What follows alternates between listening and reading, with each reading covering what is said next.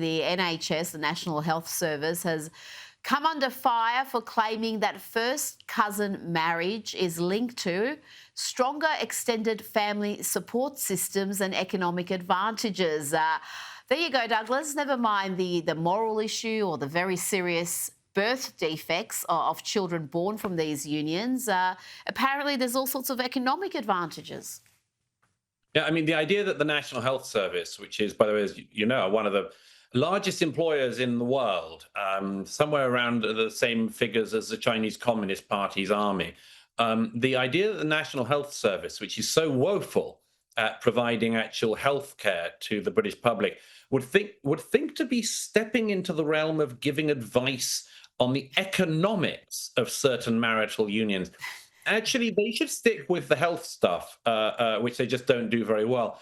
The NHS, if it was being honest, would admit to the fact that the children of cousin marriages are more than twice as likely as other children to suffer severe birth defects.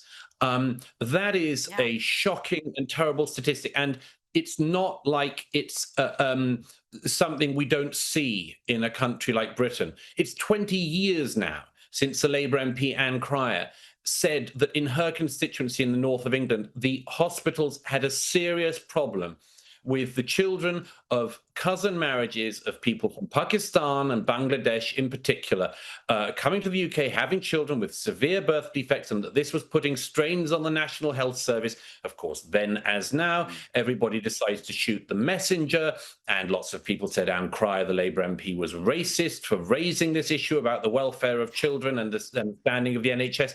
But, this is a classic example of something everyone can now notice, which is that entities like the NHS effectively try to retrofit their own purpose in order to fit in with the diverse multicultural society. The NHS must know that if it put out guidance saying, please don't marry your first cousin from Mirpur, even if your dad says you're going to get a great wedding dowry, don't do it, because you're very likely to have a child with unbelievably problematic health issues from birth. That would be a really good thing to do. But of course, that might get the NHS into trouble, because after all, it would be true.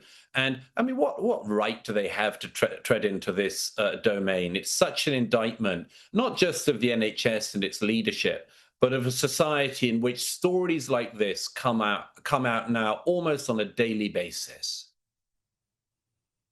It just shows you how corrupted that bureaucracy is with this poisonous thinking. It really is crazy. But I just want to point out to the viewers that President Trump has again praised your work, Douglas. I noticed this all over X and social media sites. President Trump is saying to go out and purchase this book, impactful book on democracies and death cults.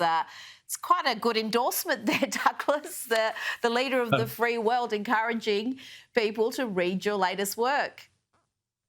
Yes, I was very pleased to see that. The president issued that truth over the weekend as he was preparing for the meetings on the peace deal that's being put forward in the Middle East.